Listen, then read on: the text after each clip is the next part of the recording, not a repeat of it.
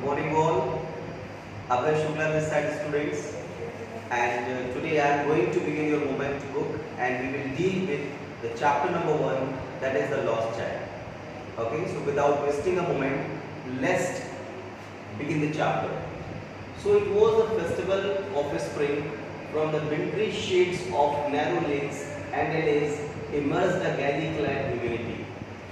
In the first opening line, we are going to get to know about the surroundings of that particular morning when all the people they came out from their homes and they were just going to enjoy the festival.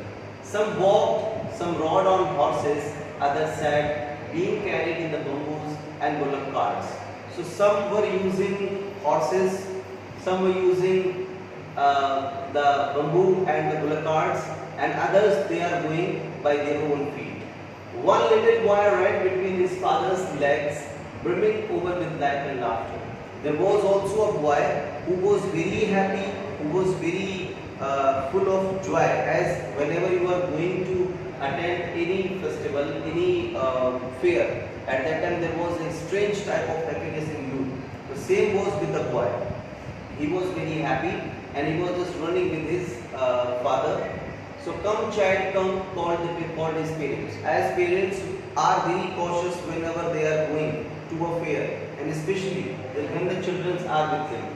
So come child, come, called his parents as he lagged behind. So whenever he lagged behind, his father, his mother, they called him, and fascinated by the toys and the shops that lined the way. So whenever the child lagged behind, whenever he saw some toys shops that are lined on the way, he became very fascinated.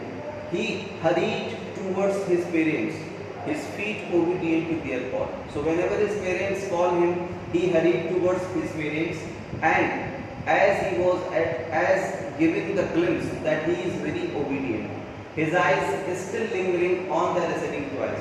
Though the attraction of those toys he cannot deny. As he came to where they had stopped to wait for him, he could not suppress the desire of his heart. So when his parents were waiting for him, when he reached at that particular point, he could not suppress the desire of his heart, even though he knew the very old excuse of his parents that they did not buy it. So what he pleaded? He pleaded, I want that toy. His father looked at him red-eyed. So his father became angry and he looked at him red-eyed, his familiar tyrant way. So the way in which he used to instruct them, in the same way, he is just giving him a tyrant look. His mother, melted by the spirit of the day, was tender and giving him the final to hold, said, look child, what is before you? So as the nature of the females, they are very tender by nature, and as per of the occasion, she was also feeling very much delighted. So that's why she just forbade the cold stare of his father and just tried to drag the child's attention towards something else. Look child, what is before you? It was a flowering mustard field, pale like milking gold, as it is swept across miles and miles of even land. So what was there in front of him? There was only a mustard field that was actually looking like a gold that is spread over and over of miles. So a group of dragonflies were bustling on their gaudy purple wings, intercepting the flight of a lone black bee or butterfly in search of sweetness from the flowers. So what is the general scene of a field where there is a lot of flowers? Generally, where there is a lot of dragonflies, there is a lot of black bees or butterflies in search of sweetness from flowers, as they are the sweetness from the flowers is the feeding, is the food of these insects. So all these were there, and dragonflies were intercepting the butterflies and other insects.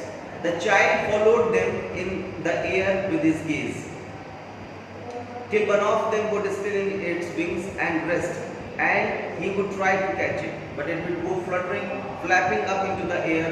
When he had almost caught it in his hands, then his mother gave him a cautionary call, "Come, child, come onto the footpath."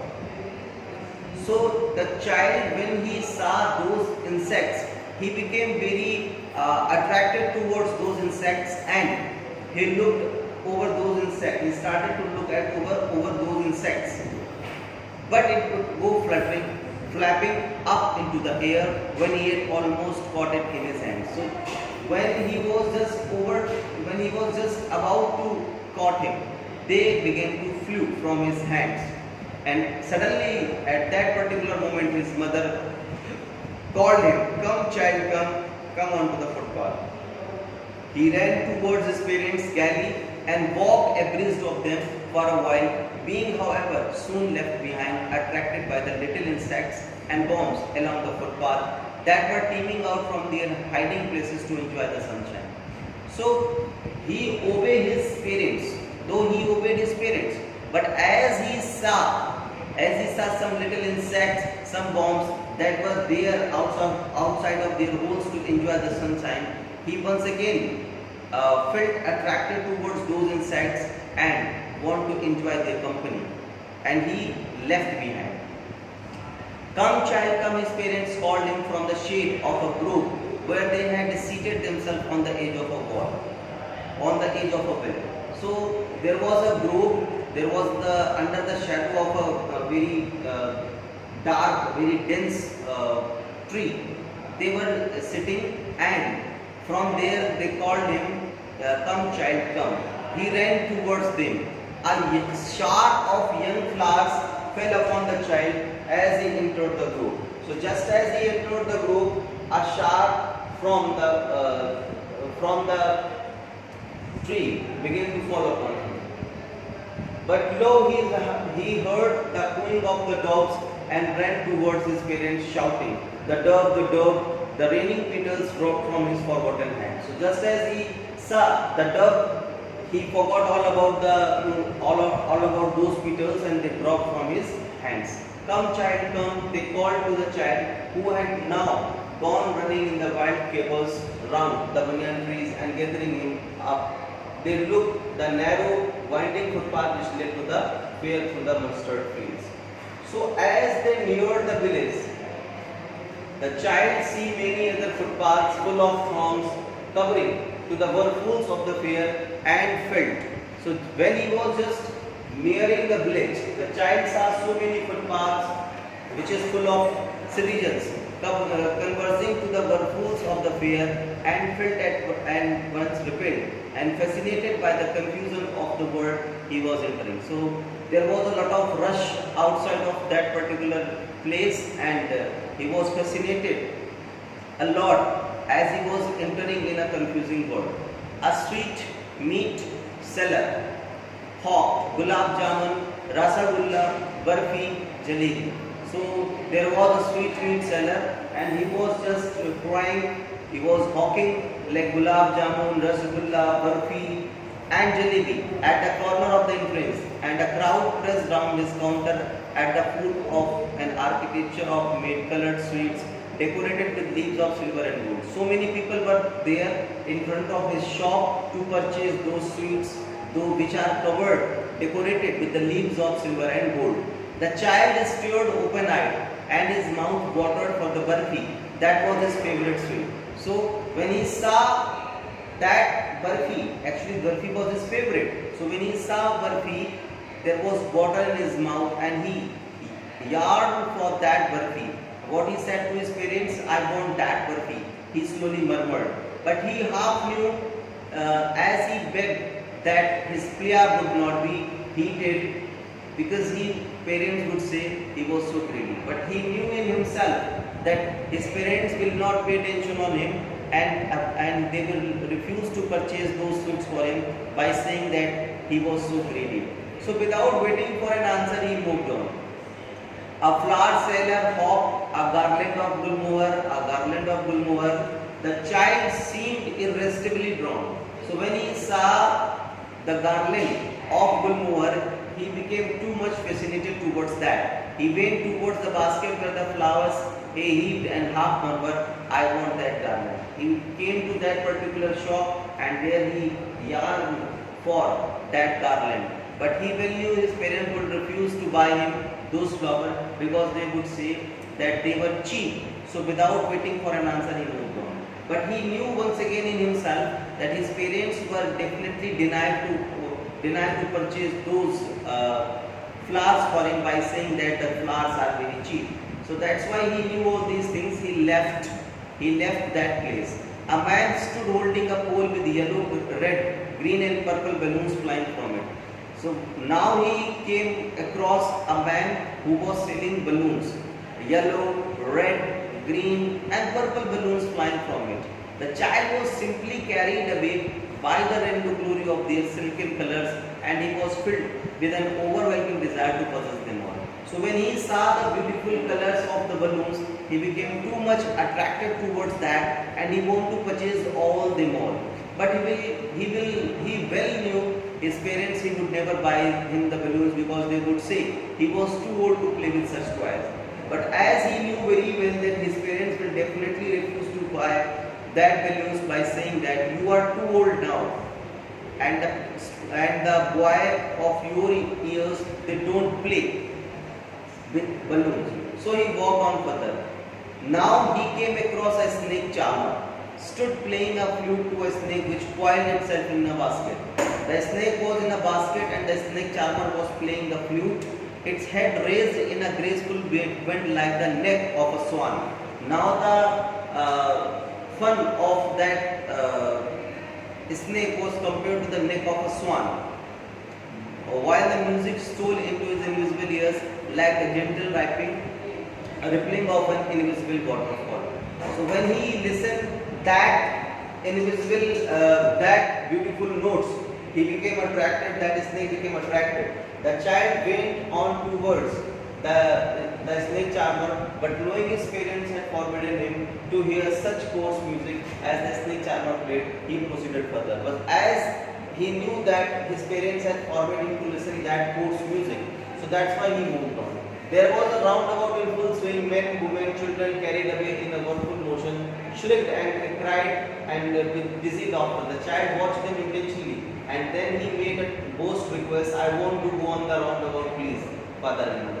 So when he came across a roundabout, he asked his parents that he wanted to enjoy the roundabout. So there was no reply. He turned to look at his parents. But when there was no reply, now he turned to his parents. They were not there. Ahead of him, he turned to look at on either side. They were not there. He looked behind. There was no sign of them. So there was no sign at all of his parents, as his parents were not there. Now,